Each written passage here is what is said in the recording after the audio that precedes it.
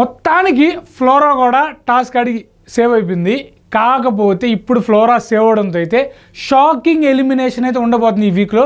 ఖచ్చితంగా అది ఎవరనేది కూడా మాట్లాడుకోబోతున్నాం. ఇద్దరైతే డేంజర్ జోన్లో ఉన్నారు. వాళ్ళిద్దరు ఎవరో కూడా మీకు చెప్పేస్తాను ఇదే వీడియోలోనే. కానీ ఇక్కడ రీతు టాస్క్ ఆడింది, బాగానే ఆడింది.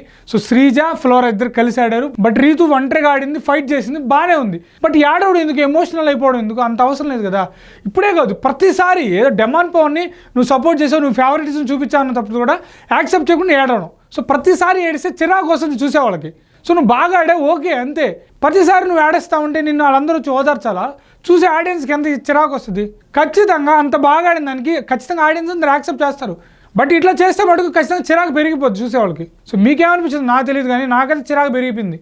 ఇంకా చాలా చిరాకు చేసే క్యాండిడేట్లు ఉన్నారు. అలాగే భరణి గారు కొన్ని ఇంట్రెస్టింగ్ వర్డ్స్ మాట్లాడారు. అవన్నీ ఏంటి ఈ వీడియోలో చూసేద్దాం. Welcome to wall poster. నేను మీ విష్ణు చరణ్. బిగ్ బాస్ హౌస్లో డే 16 డే 17 జరిగిందో మాట్లాడుకుందాం. స్టార్టింగ్లోనే తనూజ బజర్ ప్రెస్ చేసి కన్ఫెషన్ రూమ్లోకి వెళ్ళింది. 25 పాయింట్స్ యూజ్ చేసుకొని లెటర్ తెచ్చుకుంది. తనూజ లెటర్ ఎపిసోడ్ అయిపోగానే మొదలైంది బీభత్సమైన టార్చర్ మొదలైంది. వాళ్ళది ఎవరి మధ్యలో అంటే సంజన, ప్రియా, శ్రీజ మధ్యలో. ఈ ప్రియా శ్రీజ ఉన్నారే వాళ్ళు ఏం చేస్తారో ఎవరికి అర్థం కాదు. ఫస్ట్ శ్రీజ సంజనాన్ని యాక్సెప్ట్ చేసింది, బజర్ పైన చేపెట్టిందని. తర్వాత ప్రియా చెప్పడంతో అయితే లేదు ప్రియాని బజర్ ప్రెస్ చేసింది, ప్రియాని యాక్సెప్ట్ అయింది. అప్పుడు ప్రియా దాన్ని తీసుకోవాలా, గిల్ట్ ఫీల్ అంటుంది.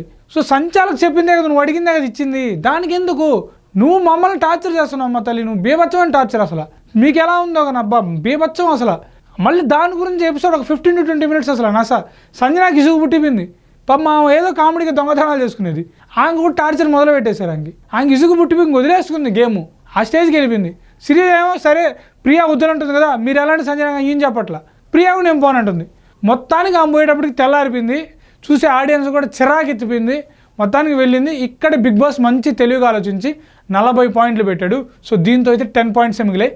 తర్వాత సుమన్ శెట్టి గారు వెళ్ళడం ఇక్కడ అసలు కథ. ఆ మిస్టరీ బాక్స్ ఓపెన్ చేయగానే ఇక్కడ ఏముంది, దీనికి ఎందుకు భరణి గారు ఎంత చేశారనుకోవచ్చు, కానీ అది ఆయనకి ఎమోషనల్గా తెలుసు. ఖచ్చితంగా దీని ఒక మంచి అకేషన్ కోసమే వెయిట్ చేయాలనుకున్నారు. బట్ బిగ్ బాస్ అయితే చాలా తెలివిగా ఓపెన్ చేయించాడు.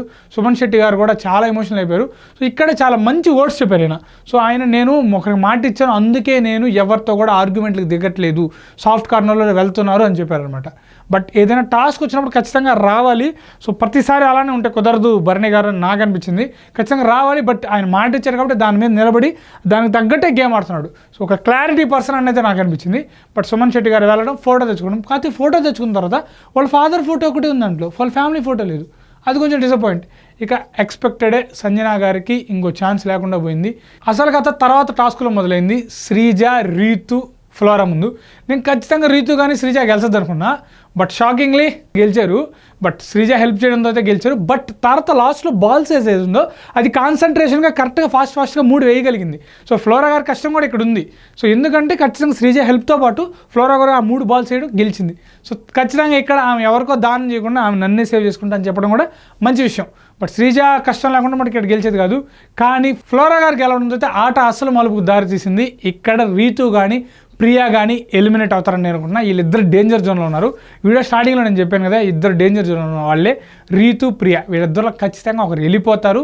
వెళ్ళిపోయిన తర్వాత ఖచ్చితంగా వైల్డ్ కార్డ్ ఎంట్రీస్ కూడా ఉంటాయి. ఖచ్చితంగా నేనైతే 99% రీతు వెళ్ళిపోతుంది అనుకుంటున్నా. సో వెళ్ళిపోతుంది. తర్వాత వైల్డ్ కార్డ్స్ ఖచ్చితంగా వస్తారు అని నేను అనుకుంటున్నా. సో మీరేమనుకుంటున్నారు కూడా కామెంట్లో తెలియజేయండి. ఇది గాయ్స్ ఇవాళ బిగ్ బాస్ ఎపిసోడ్ రివ్యూ. ఖచ్చితంగా నా రివ్యూ మీకు నచ్చితే ఖచ్చితంగా వాల్ పోస్టర్ ఛానల్ సబ్స్క్రైబ్ చేసుకోండి, వీడియోని లైక్ చేయండి, మీ ఫ్రెండ్స్తో షేర్ చేసుకోండి. ఉంటాను, బాయ్, థ్యాంక్స్.